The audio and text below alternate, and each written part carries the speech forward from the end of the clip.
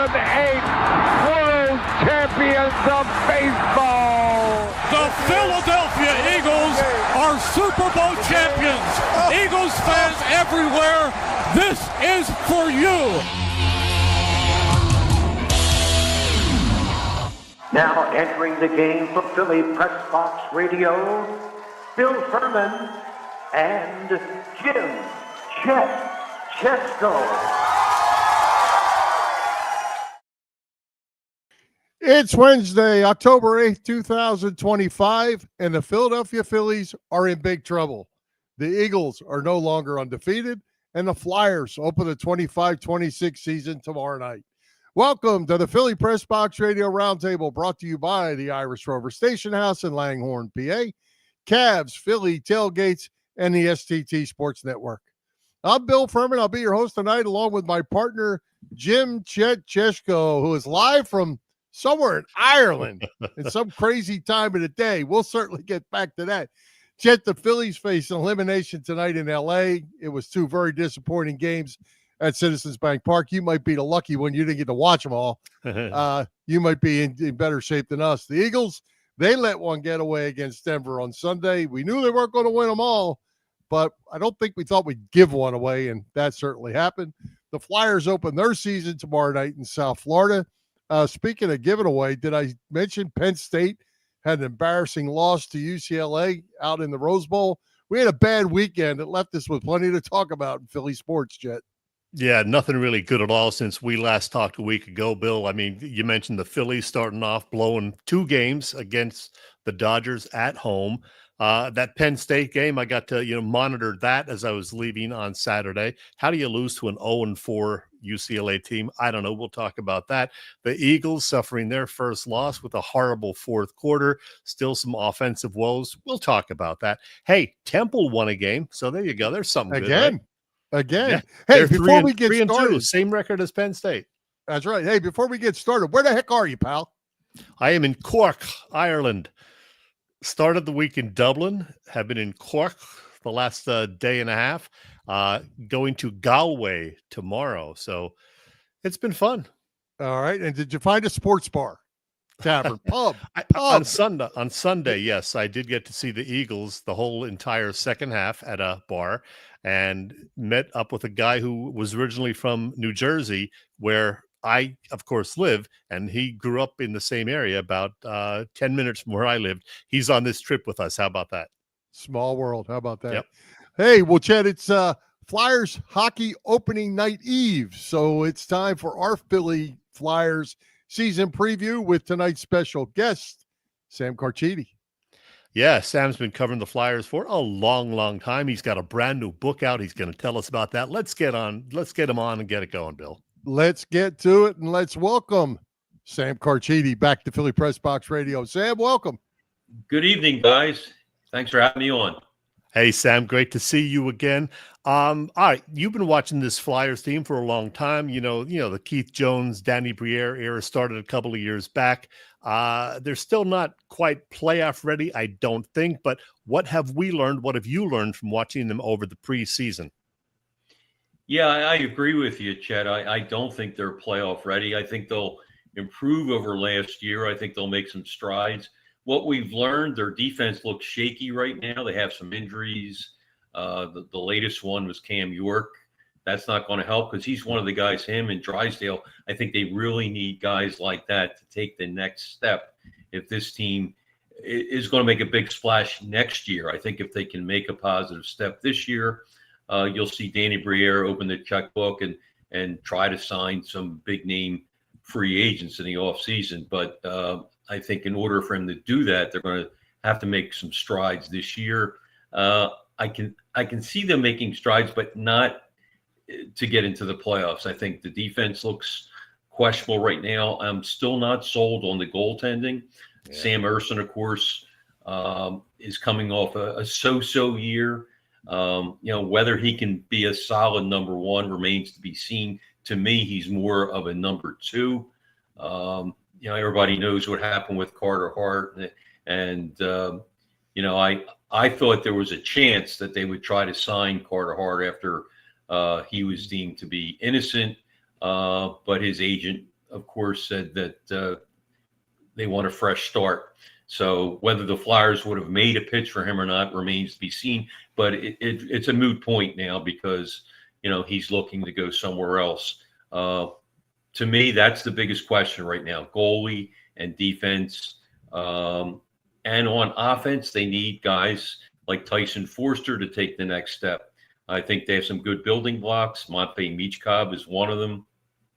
And, Owen Tippett, he had, to me, just an okay year last year. I thought he would take a bigger step last year. He's got to take a step up.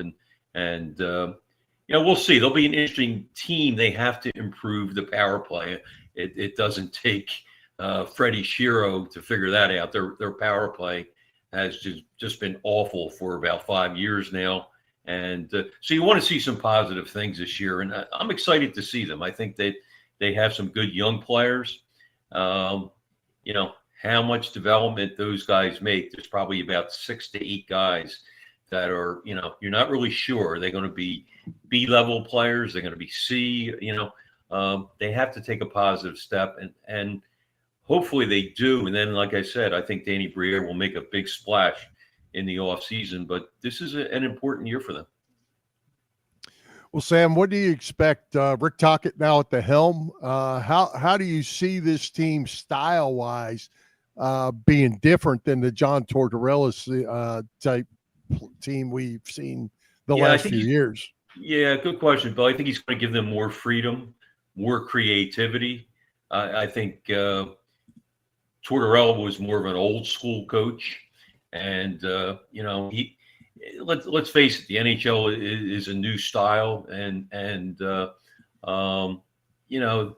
guys that are creative are the guys that get you going. It's not like the old NHL, and in some ways, I think Torts had an old style. I think you'll see Zegras will actually add a lot to that too, and that's a piece they didn't have last year, and so I think offensively they're going to be a more exciting team, and I think they're going to be a more productive team. Let's face it, their power play can't be any worse than it was, last year or the year before that. But I'm concerned with the defense, to be honest with you, and hopefully when they get healthy, some of these young guys will come through. Well, Sam, as I put up the roster, excluding the goaltenders, were there any surprises in the guys that made the cut? Yeah, I mean, there were a couple guys on defense that were surprising, and some of that was because of injuries. But Luchenko, you could say that's a bit of a surprise, but he would have to go down to junior if he didn't make the team, and he still could end up going back to junior. But but I'm excited to have a guy like Luchenko on the team. He's got some speed and creativity. A couple guys I would say are surprises, but the most important thing is that guys I can just go down the list here: Brink, Cates, Forster. These are young pros that at Tippett, even Zegras.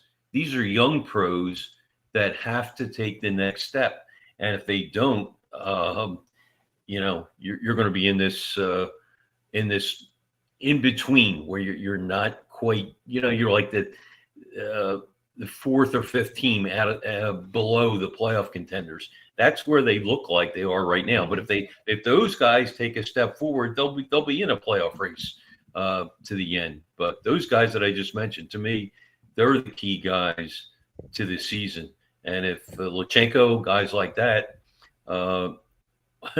arrive ahead of time, when I say arrive, I mean, show they can score 12, 14, 15 goals, for a rookie, that would be fine.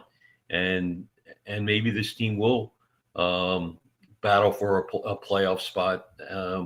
It would be nice to see. I mean, I think last year was a very disappointing year because after the previous season and the late season collapse, I thought they would be better than they were last year.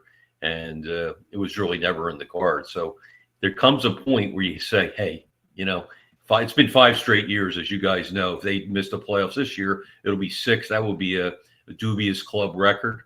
And there comes a point where the fans are just, it's the same old, same old.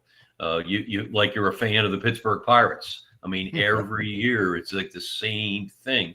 And so that's why I think this year is important. Take that step.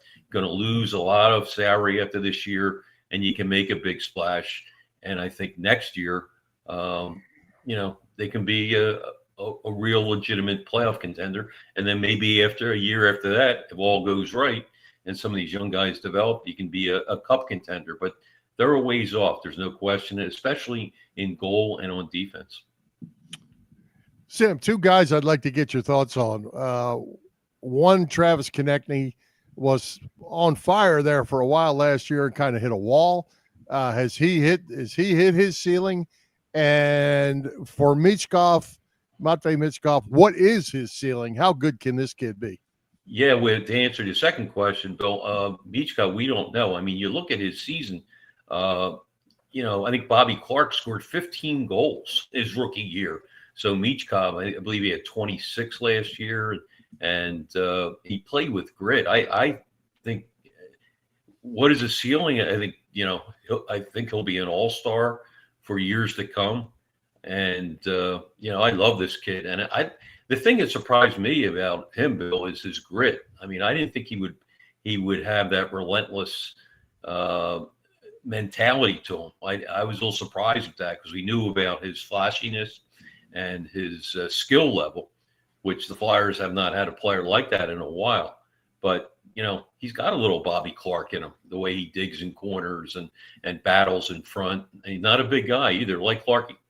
Mm-hmm. So I think his potential is unlimited. And TK, I think TK's solid. The big thing with TK, I think, is they got to get him going on the power play. And, they've changed some wrinkles on the power play. They've added a few different people. And, if they get that going, I think you'll see TK be a 30-goal scorer. And he's Mr. Consistent. He really is. I know we tailed off a little bit towards the end of last year, but he's been Mr. Consistent if you look at his whole body of work. Hey, I want to get back to the goaltending situation. I guess it is, Sam Ersson as the number 1 guy, as you said, Sam, even though he's probably more of a number 2 of Vladar, the new backup, at least to start the season. I was at the open practice the Flyers had down in Voorhees last month, and Keith Jones says he does have a lot of faith in Ersson. He's at an age now where he's ready to take the next step, and I think we're a better team that's playing in front of him, and that should benefit him as well. We can all do a better job of helping our goaltenders. I'm a big believer in Sam Ersson. I like what Dan Vladar brings to the table. I think he's going to push Sam. I think he's also going to help protect Sam so we don't have to overplay him. So I think the balance in goal for this season is very good. So we have some guys here while we wait for some of our younger players to develop, but I'm looking forward to seeing how well they do this year. What do you think, Sam? Yeah, I've talked to Jonesy too, and he's very high on Ersson. He thinks that this is going to be his breakout year. And he's also high, as he mentioned there too, on Vladar. And Vladar, he's only 28, Vladar. It seems like he's older to me because, he's been around a little bit. But, he's still young for a goalie. He could bounce back. He could be the surprise, actually. Would it be surprising if Ersson didn't end up as the number 1 for most of the year? I think it would be a little surprising, but it wouldn't be shocking at all if Vladar ended up being number 1. He's got some potential. He's had some good streaks. And, Bernie Parent, rest his soul, I mean, he didn't develop till later on. Most goaltenders and defensemen don't reach their peak till late 20s, maybe 30. So Vladar is a guy to keep your eyes on, and Ersson, as Jonesy just alluded to, is still a young guy. But again, I see him as a number 2, but I hope he proves me wrong because he has shown some flashes of brilliance in his time, but he's got to get some more consistency, and we'll see if he can do it. Sam, another guy I wanted to get your thoughts on, Travis Sanheim. talk about taking the next step. How good can Travis be, and how good does he have to be with the blue liners they have now? Yeah, he's a solid player, no question about it. And to me, he's a number 2 guy. Nothing wrong with that. I don't mean that disrespectfully. I think he's a solid number 2. You know, we were talking before about the Broad Street Bullies. You look back at that team was made up of all number 2s. I've heard a lot of people say that the Flyers haven't had a number 1 defenseman since a true number 1 since Chris Pronger. And that's true. But you don't really need a number 1. Again, look at the Flyers Stanley Cup champions. You had Eddie Van Imp, Barry Ashby, Joe Watson, Jimmy Watson. These guys, any of them could have been a solid number 2. I don't think any of them were dominating defenseman like a Chris Pronger, both ends of the ice. But they all played roles, important roles, and I see Sanheim as that. I think he's a guy that does a lot of good out there. I don't think he's a superstar, but he's a terrific defenseman. If you had 6 Travis Sanheims, your defense would be in great shape. Let's put it that way. Going to be an interesting season for sure. We'll see how it goes. Hey, Sam, this is a big week for you, not because the Flyers are opening the season Thursday night, but because you've got a brand new book out. It's called Bullies. And there, you mentioned Bernie Perron. There you and Jeff Hare are with the legendary Bernie Perron. Tell us about this new book and also the series that it's kind of, coming out in connection with. Yeah, we're still plugging away on the series, the TV series. Actually, we started the TV series about 2 years ago, writing some episodes, and we pitched it to a couple production studios. We actually pitched it to Sylvester Stallone has a studio. It's called Balboa Productions, and we were negotiating with them for about 5 weeks, and they finally rejected it. And I won't get into that too much, but basically they deal with Amazon Prime, and Amazon didn't think it had international appeal. But anyway, we think it's a great story. It's for people who don't know, it's a story, more a story of the lives off the ice, the players' lives, the front office, and more so than hockey. Probably 30% of the stories about hockey. Certainly it's a hockey background, but we uncovered so many interesting things about Ed Snyder growing up, about Bobby Clark, Dave Schultz, so many untold stories. Let's put it that way. For instance, Broad Street Bullies, the origination of that probably came about in the 1940s. Ed Snyder, unfortunately, was bullied as a kid, and by anti-Semitism, and he carried that with him. And finally, when he was a youngster, he finally fought back. But he was really bullied a lot. He was called Jew Boy and much worse, which I won't get into. And finally, after a few years, he did fight back and flipped the calendar 20-some years later.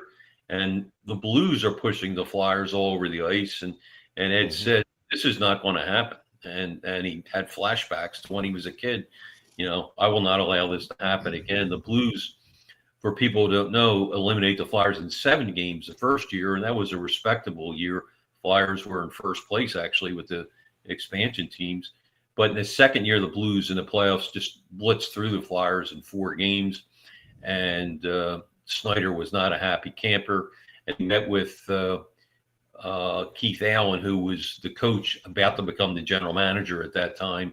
And he said, I'm not going to live through this again. Because not only did the Flyers get really beaten badly by the Blues, like 5-2 and 4-1, but they were beaten physically on the ice by the Plager brothers and Noel Picard. They were just pushed all over the ice.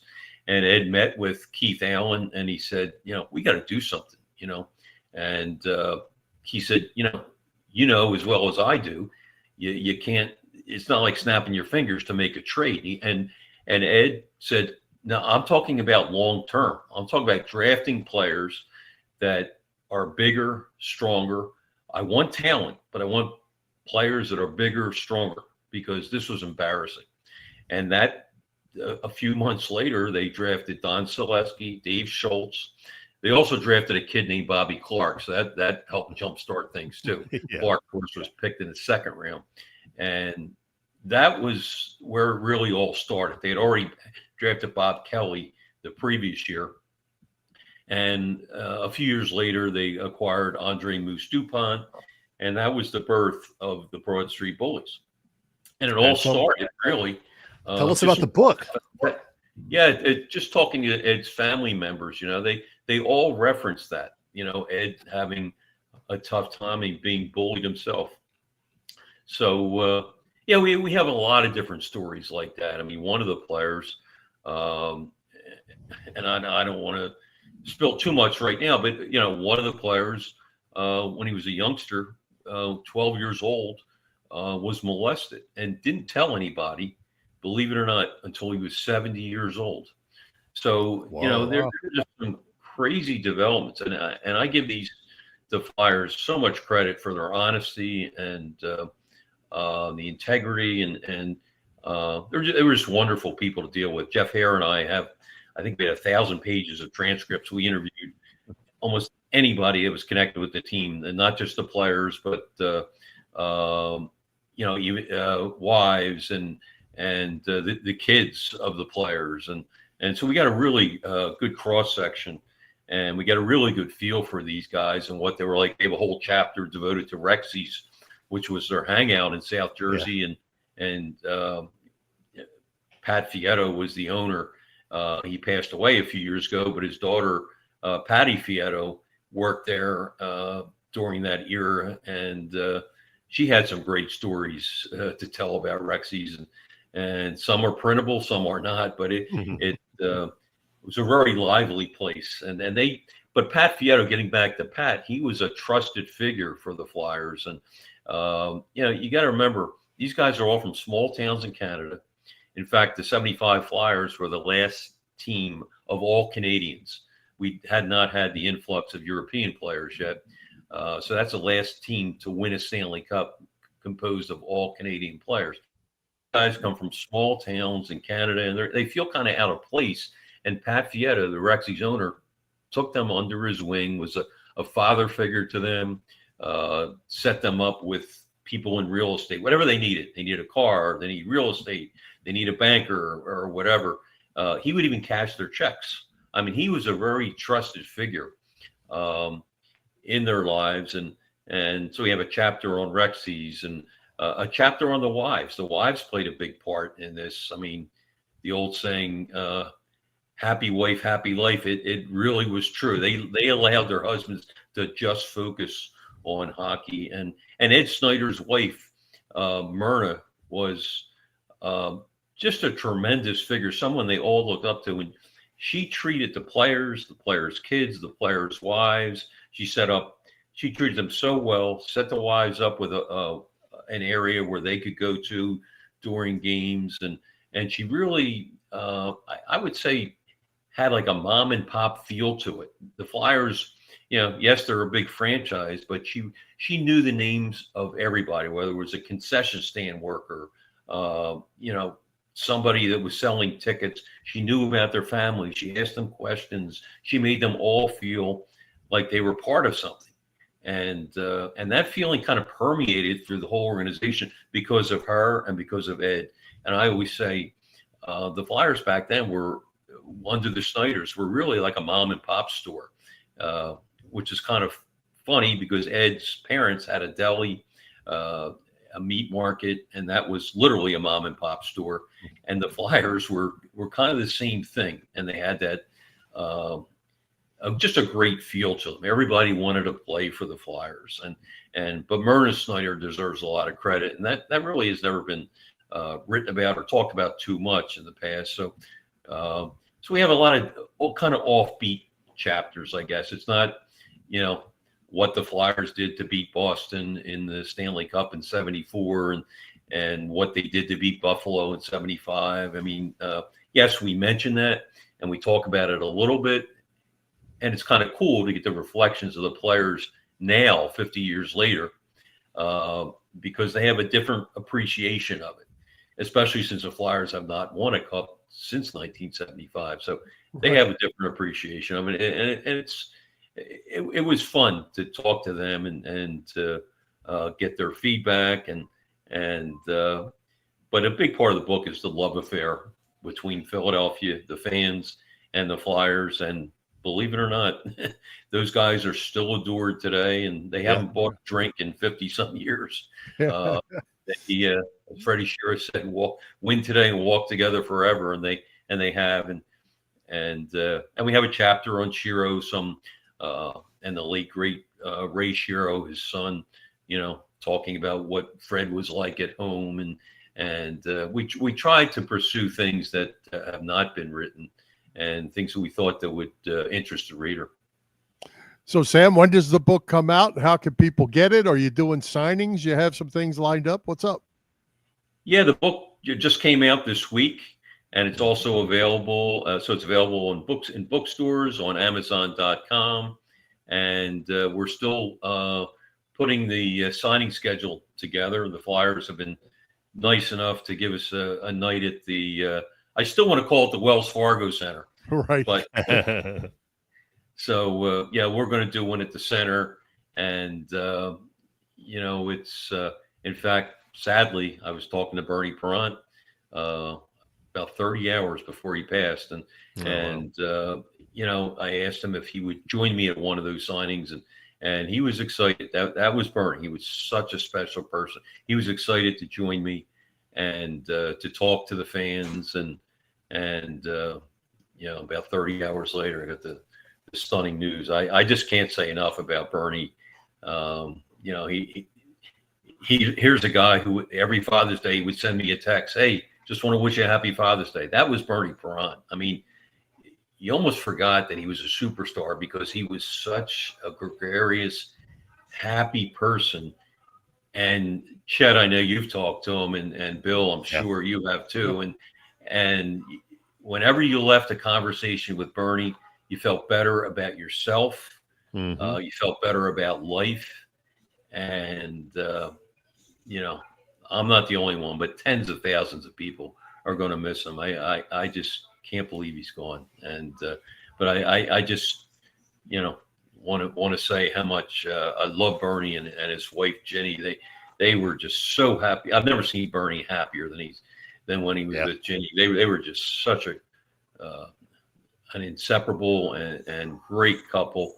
And my heart bleeds for them and for the entire Perrant family and friends. And I was at the service for Bernie the other day and last week, and it was just heartwarming. The current Flyers came in a bus and paid respects, and of course almost all the Stanley Cup Flyers were there, and they're going to have another ceremony, as you know, in November at the center. And I'm sure there's going to be thousands and thousands of people there because Bernie touched so many people, not for just what he did as a Hall of Fame goalie, but for what he did as a person. Just a beautiful, beautiful person. Hey, Sam, we used up all of your time and then some, but 30 seconds. Give me 30 seconds on this Phillies team that has gone kaput in the postseason here, down 2 games to none of the Dodgers. What's your take? Yeah, real quick,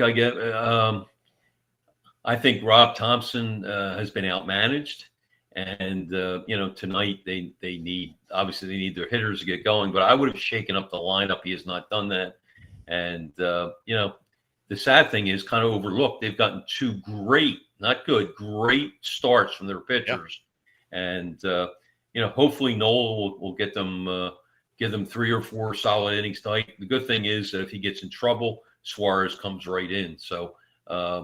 To me, they seem too good to lose 3 straight. So we'll see how it plays out. But, hopefully they'll take a deep breath, relax a little more, because this team has so much talent, and I just hope they can get it going. All right. All right, Sam. Well, hey, we appreciate you taking the time to join us as always, and let's do it again. Good luck with your book, and if we can help you with anything with that, let us know. We'll put your signings up, whatever we need to do. Thank you, guys. Really appreciate it. Enjoy Ireland, Chet. You know I will. Thanks, Sam. Take care. Thanks, Sam. All right, Chet. Philly Pressbox Radio is part of the STT Sports Network, as in Set the Trends. It's a network set up by our pal Phil Stiefel, host of the terrific Trending in the AM show that you can find every weekday morning on the STT Sports Network YouTube channel. Check out Phil and be sure to subscribe to the channel. Phil's show is on there, and so is ours. Yep, you can find Philly Pressbox Radio there in addition to on our own YouTube channel and on our Facebook page. Again, it's the STT Sports Network, setting the trends for what sports talk should be. Yeah. Hey, Chet, now I know that you're across the pond and everything, but why do I feel like you still know what's going on at the Irish Rover Station House? I was there last Saturday. Before hopping on the plane, I went to the Irish Rover for Oktoberfest, and it was a great time. I think you probably saw the pictures. They do. Why do I not doubt that? Why does that not surprise me? They do a great job with everything over the Rover. And yeah, Oktoberfest did not disappoint. Some other things, though. They have terrific food. They always have 24 beers on tap. And the Rover has trivia every Wednesday at 7 p.m., dinner specials Thursday through Sunday, killer burger Thursdays, and live music is back on the weekends this Saturday, courtesy the Matt and Joey Duo. Coming up then on Tuesday the 14th, it's another one of those fabulous paint and sip events. They always sell out, always a big hit. If you have yet to visit the Irish Rover Station House, what are you waiting for? Check this place out. The Irish Rover Station House is on Bellevue Avenue in Langhorne. And find them on the web at irishroverstationhouse.com. And now I need a little Merrill.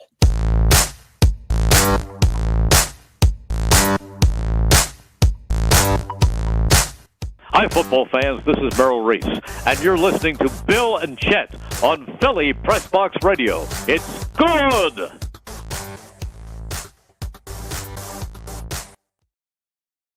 Well, Chet, we're going to jump into the Phillies and come back to the Eagles, but I understand, and I didn't get to hear it live, but I understand Mr. Merrill Reese was not happy with the officiating on Sunday and let it be very well known. I don't know if it was in his broadcast or the next morning on the radio, but Merrill said that was one of the worst officiated games he had ever witnessed. Wow. Yeah, I didn't hear about that. I did see some of those calls. Yeah, I know. We will talk about the Eagles in a bit, but we got to talk a little Phillies baseball first. Yeah. As everybody knows, it's do or die. They're down 2-0 after blowing 2 games at home. Now they got to win a couple in Los Angeles to bring it back to Philly. Yeah, I don't know. Chance of being swept out tonight, Chet. I mean, this has been a rinse and repeat. It's not good. What we've watched these first 2 games is exactly what we watched last year. Not enough hitting, breakdown in the bullpen, and Rob Thompson making you scratch your head. Bad recipe right now. Trey Turner 1 for 7. Harper 1 for 7. Alec Boehm 1 for 6. Kyle Schwarber 0 for 7 with 5 Ks. As you said, he's looked lost at the plate. That's your top 4 guys in the lineup. That ain't good, Bill. No. And, as I was thinking, I watch Harper and I think, here's a guy that really looks to me like he's trying. He's trying really hard and he wants to do good things. Schwarber looks lost. Yeah. He's looking at pitches. Harper's swinging and missing. He's behind on the fastball for whatever reason, but he's getting some good hacks. Schwarber looks just confused. I don't get it. And we heard Sam. Sam doesn't think Rob Thompson's much of a postseason manager. I think he dislikes Rob Thompson even more than you, Bill. Well, we're probably equal. And you didn't get to see this, I don't think, but and I'll update you if you don't know this. Luzardo was mowing him down through 5 the other night. I read the recap. Yeah, he'd gotten 17 guys out in a row. He comes out in the 6th and he gives up 2 hits, and you pull him. Yeah, because you think Orion Kirkring is going to give you a better chance to win in the 6th inning. If you're going to lose with your ace. Don't lose with a guy that. Now, to Kirkring's credit, the first batter, he broke his bat, and if Turner makes a little bit of throw, they might get that guy at the plate, but he didn't.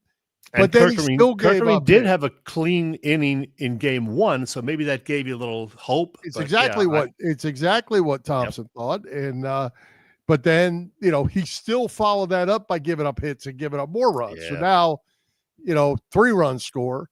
Strom comes in 2 nights in a row. He can't get people out. It like I say, it's a rinse and repeat. It's the same guys that are struggling and at the plate, the same guys struggling in the bullpen.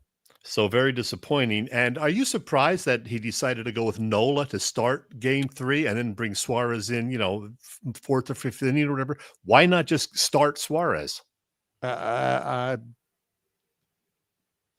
Suarez. It's a head scratcher to me. I mean, there's a lot of loyalty to Nola. I hope Nola steps up. But, I almost think if I had to throw a right-hander with what we saw down the stretch, I'd throw Buehler. Yeah. I'd throw Buehler out there ahead of Nola. Nola pitched great last game. Hopefully he can pitch good enough to keep him in the game. But with all that said, if you don't hit, it don't matter. Well, maybe they'll shock the hell out of us and, at least get it to a game 4, maybe even a game 5. I don't want to be talking tomorrow about what went wrong and what changes need to be made in the offseason. But sadly, it looks like that's what we're going to be doing on our show next week, Bill.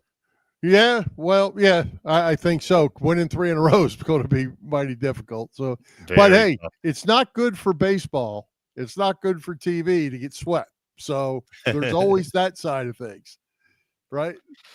Yeah. Oh man, I hate the off-season shows like this where you have to talk about what has to be done and who has to be gone, who's coming back. But I think that's our show next week, Bill.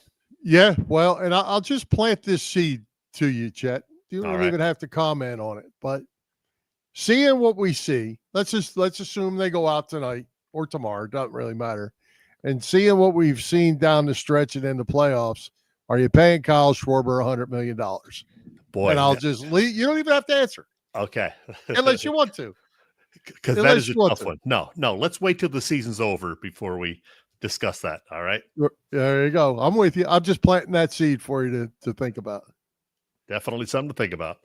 All right. Hey, Chet, what could be better than Eagles tailgating? We're the best tailgaters in Philadelphia. Bob Cavanaugh and the gang at Cavs Philly Tailgates. Well, you know how I feel about those guys, too. Cav has been cooking up a terrific catering business for some 35 years. Known best for their tailgate parties, Cavs is a 3-time winner of Philly Tailgate's Jack Daniels Great American Tailgate Party Contest and a past winner of the Philly Daily News Tailgate Award. Cavs also does corporate events, parties, you name it. And you know that Cav hosts tailgates before all Eagles games outside the link. And somewhere here, I have a list of those very games that are coming up. Yeah, there we go. There'll be tailgate parties before the Birds' October 26th game against the Giants, as well as before November home games against the Lions and Bears. Those Lions are rolling right now. Get details on all events at Cavs' website, phillytailgates.com. And if you have questions, you can email them at cavscatering@verizon.net. Cavs Philly Tailgates is the way to go. Yes, it is. Hey, Chet, Eagles right back at it tomorrow night on the road against the Giants. It's time to right this ship and get some things straightened out on that offensive side of the ball. Yeah, we talked with James Seltzer last week about it, and I asked him what was the main problem as he saw it as far as the offensive struggles through the first 4 games. And he said right away, the offensive line. They're just not getting the job done. They're banged up. You sent me that little graphic. I guess, I don't know. I've lost track of time. Was it today? Was it yesterday? I don't know. But regarding the Eagles offensive line, and I think I did make a copy of it to post. And here it is right here. Look at where they rank. Not very good, Bill. So that tells you that something's going on because they're usually in the top 3 in all of those categories. Yeah. And I actually posted this today on my Facebook page as well. Cam Jurgens coming off back surgery. He's ranked right now as the 20th best center out of 32. Landon Dickerson has honestly been terrible. He's hurt. He hasn't even he probably should have never even come out of camp. Tyler Steen has been playing okay. Lane has been banged up. We saw how that went with some of his replacements. Mulata's still playing at the top, but Goddard's been out as far as being able to block there. Had a lot of things going on up there. If you're in the 25 to 30 range, you're pretty fortunate to be 4-1. Maybe what they ought to be doing is applauding Petula, Hurts, and Barkley rather than crucifying them. I was feeling so good, though. I got to the tavern in Dublin Sunday evening here because it was 5 hours later, still is 5 hours later over here. So me and this one other guy that I met up with, we got here before halftime and then got to see the whole third quarter. Things were looking good. Then fourth quarter, all of a sudden, they couldn't move the ball. They give up, 17 points or whatever, and lose the game, a game that they should not have lost. So it's disheartening, Bill. We knew they weren't going to go undefeated, but you should not lose a game like that. Well, I'm going to tell you, Chet, it is Wednesday night and there's a game tomorrow, and I'm still cranky about that picked up flag on the intentional grounding. Yeah. It changed the game. Not to mention the pass interference at the end. And I don't like to whine about refs because they pretty well balance things out usually. Those were critical calls. I mean, even if you take away the intentional grounding and you call the pass interference, Eagles get another shot from the 2-yard line. Yeah, I didn't see the picked up flag, but I did see the intention or the Goddard no call for pass interference. That should definitely have been called. So, they got hosed a bit right there. Well, the thing about the pass interference, if you didn't see it, the reason you probably didn't see it because they didn't show it to you. What happened was they threw the flag. They went to a commercial. They came back. The flag was picked up, and it was third down. They didn't explain it. Tony Romo was saying all along it was or it was intentional grounding. The referee guy, whichever it was, Blandino, whoever it was, thought it was. But either way, they picked up the flag during commercial, and no one knew why, and the refs never told you why. It was hocus pocus to me, and it's still irritating me. Yeah. Hopefully we won't have to worry about any of that Thursday night when the Eagles and Giants play. We're going to talk about that a little bit when we make our picks, but I mean, it's not a must-win game, certainly, but you want to see the Eagles bounce back from that and throttle the Giants, who are still not that good. Yeah, they're not that good. But, the other interesting part about this game was that, everybody wants to throw the ball to Brown and Smith. Well, they did, and they only gave the ball to Barkley 6 times. That's not good enough. So they have to come up with some sort of balance. They're thinking or what they're putting out there as well. You take what the defense gives you. Certainly right. You always do, but you have to find some balance as far as your play calling and so forth. And you can't use the excuse anymore that, they don't play in the preseason. It's still early, so this is their preseason. They're 5 games in now. After tomorrow night, they'll be through more than a third of the season, 6 games out of 17. So they got to start getting it together. I don't know whether it's, something on Petullo or just the offense in general, but it is not looking anywhere near as good as it should with that much talent. Yeah, it's going to take a little time. They'll be all right. They've got the Giants 2 in the next 3 weeks. Yeah, at Minnesota in between. There's a chance they should win all 3 of those games, but probably just 10 days off right now if they can get through tomorrow in a halfway decent fashion and not get banged up, and they can get some of these guys, some days off here before next week. That's certainly going to be helpful. If they get healthy up front, they got a chance to be pretty good. Yeah, absolutely right. So let's get it going. Thursday night football. And, I'm in Ireland still. Maybe I can watch that one on Prime at 1:00 in the morning. Why not? Yeah. Well, what time's your Phillies game come on tonight? 2? 2:08. 2:08. Are you going to make that? I don't know. As I said before we went on the air, I have HBO Max, which is carrying it. I checked. They have the earlier game on right now. So maybe I'll go to sleep for an hour or 2, set my alarm for, 3:00 our time over here and see the second half of the game anyway. Oh, there you go. Hey, while we're talking football, Chet, we would be remiss to not talk about the Penn State debacle in the Rose Bowl against UCLA, a winless UCLA team. Penn State came out unprepared, and they were behind 10-0 before they ever touched the football, and that's certainly not good. In 2 weeks, they went ranked from number 2 to out of the top 25, and it is safe to say James Franklin's seat is not hot. It is on fire. Yeah, technically, I guess they're number 27 in the coaches poll. So, out of the top 25. That's hard to do, to fall that fast over 2 weeks' time. But when you lose to an 0-4 team, that will do it. I was monitoring that game, with each and every score. A lot of points. I guess that was good for the offense. But how can you give up that many points to a freaking UCLA team? Boy, 27 points in the first half they gave up. They couldn't stop anything.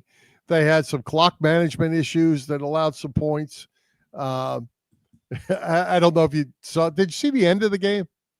I didn't see it. No, I just was monitoring it. I know they came back, had a shot very near the end, and then. Well, what happened at the very end is UCLA punter ran out of the back of the end zone for a safety. Okay. Where they were Penn State was trying to get the ball back with one more chance. Well, Penn State decided to not rush the punter.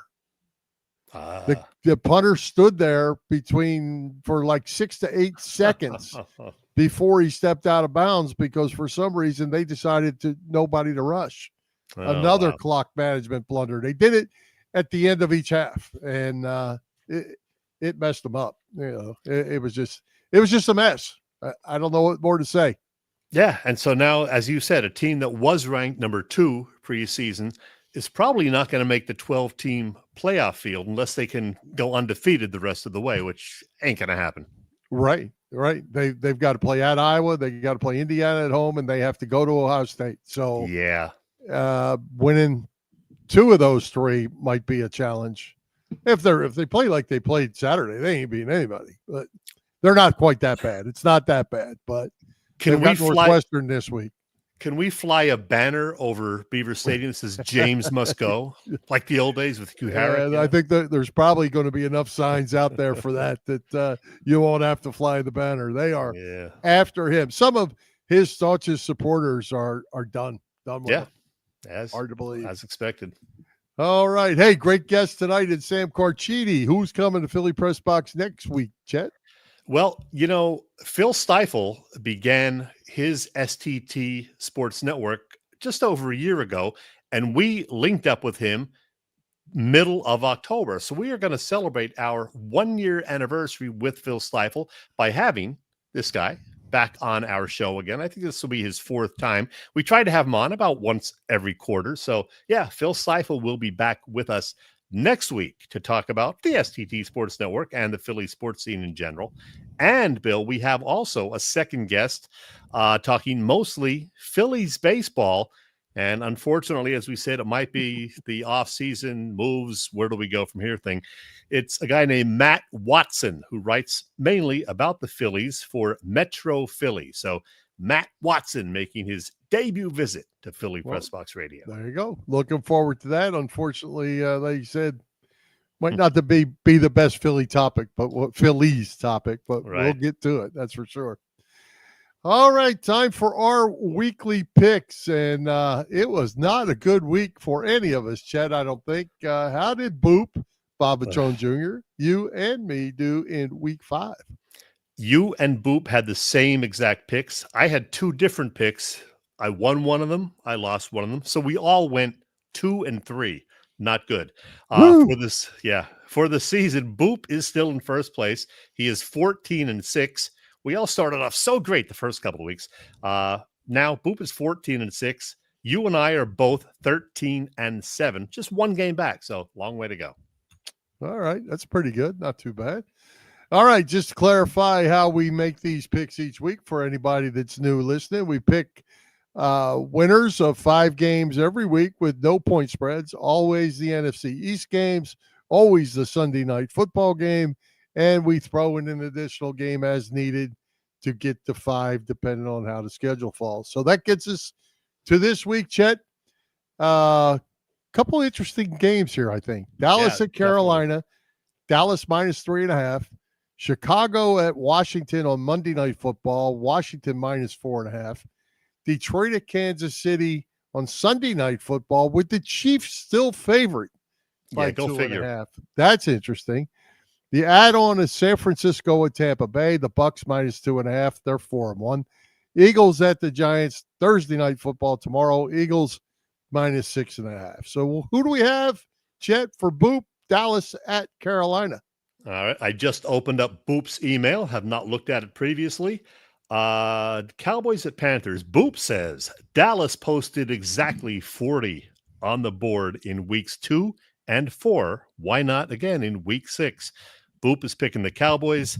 Much as I hate to do it, I got to pick Dallas as well. I'm taking Dallas as well. Okay. That gets us to Chicago at Washington on Monday night. Washington 4.5. Yeah, Boop says Washington had 400 plus yards of offense in each of its home games so far. He likes the Commanders. I like Washington to win as well. I'm going with Chicago. Oh, I'm going with Chicago on this. I'm not sold on Washington yet. I'm going on Chicago for an upset. All right. Detroit at Kansas City Sunday Night Football. Chiefs -2.5. Let's see what Boop says. Detroit at Kansas City. He says Detroit is playing the much better ball of the two right now. So why is Kansas City favored? Boop doesn't answer that question. Good question. Boop picks the Chiefs. Boop is wrong.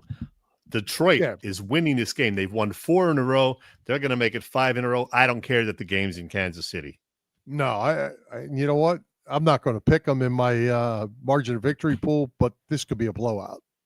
Yeah. Detroit's good. Yeah. Detroit's good. All right. Add on San Francisco at Tampa Bay. Buccaneers -2.5. They're playing good ball. Yeah. Let's see what Boop says about that one.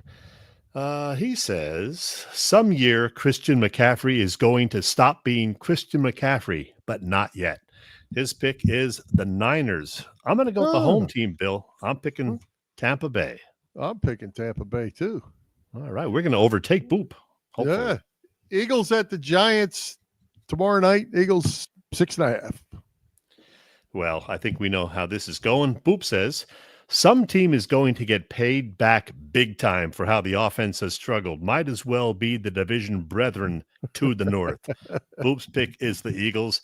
I like that as well. I think the Eagles will cover that 7.5. Yeah, I do too. Hey, Tyreek. What the heck is he doing there? What's up?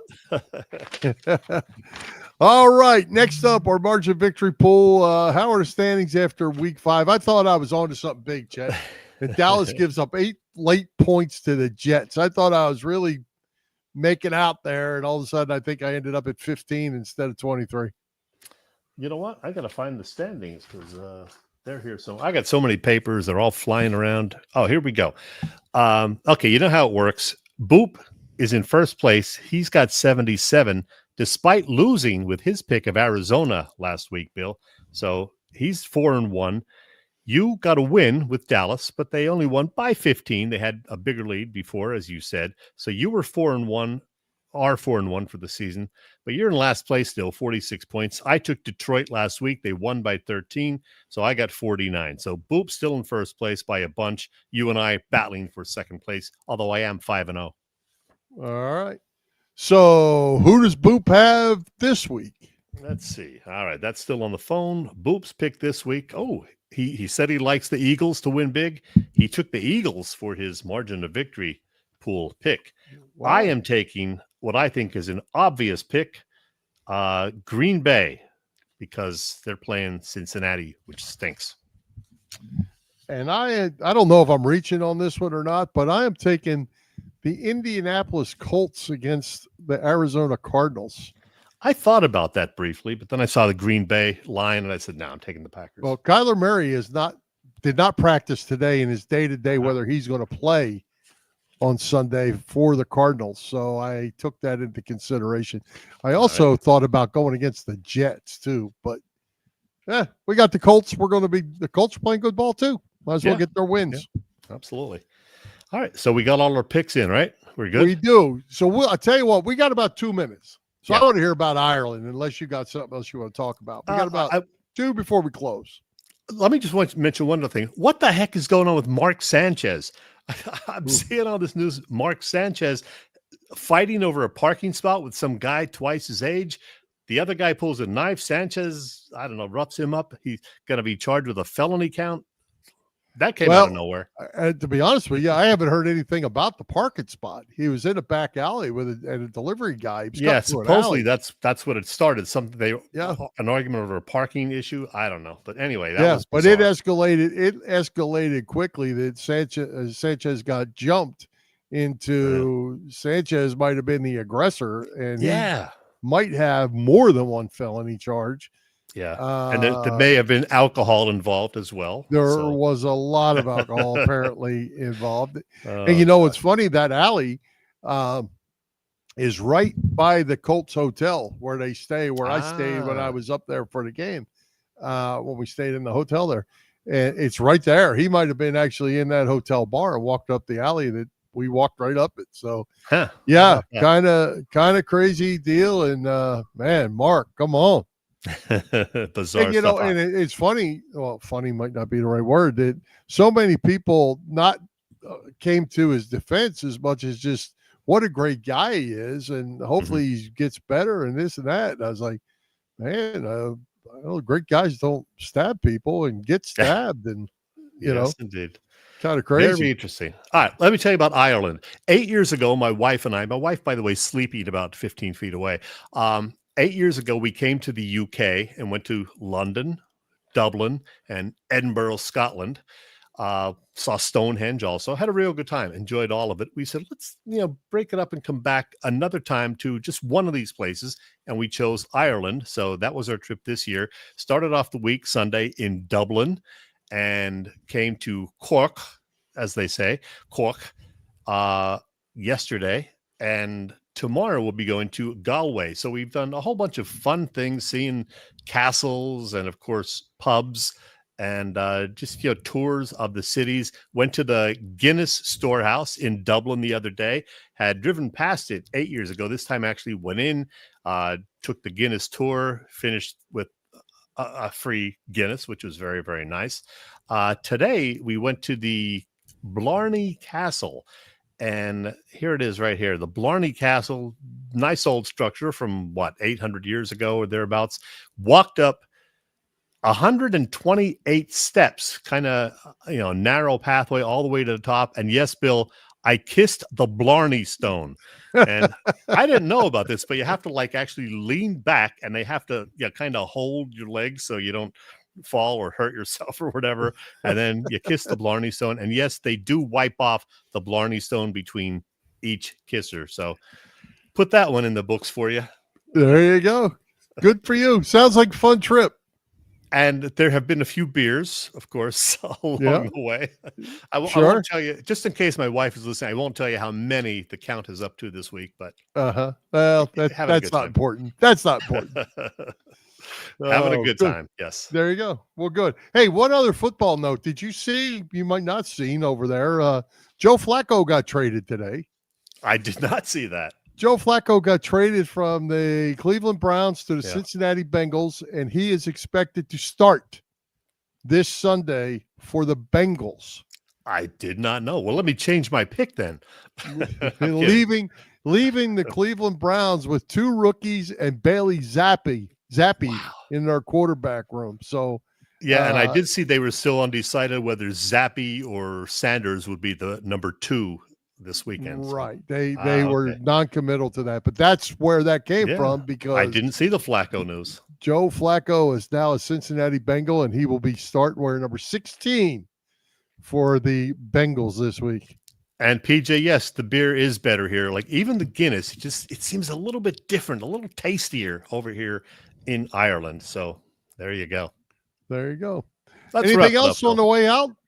No, I got nothing else. I'm going to try to sleep for an hour or so. And like I said, set my alarm for, 2:45 a.m. Ireland time, and get up and watch a little Phillies baseball. There you go. Why not? Miss Chesko might think you're out of your mind, but that's okay. She does. She already knows that. All right. Well, let's wrap this thing up. Let's thank tonight's special guest, Sam Carchidi, our sponsors, the Irish Rover Station House, Cavs Philly Tailgates, and PPCC 118 Raz Room. For Jim, Chet, Chesko, this is Bill Furman. We hope you enjoyed the show. We'll join Philly Press Box Radio next Wednesday, October the 15th at 7 p.m. You can just live on Facebook, on our Philly Press Box Radio YouTube channel, and on the STT Sports Network YouTube channel, and listen on Apple Podcasts, iHeartRadio, and all the others. Chet, I love this time of year. High hopes, Philadelphia sports fans. Let's go Phillies, go Birds, and let's go Flyers. Let's do the song. Come on. Come on. Here we go. 1, 2, 3, 4. Fly, Eagles, fly. On the road to victory.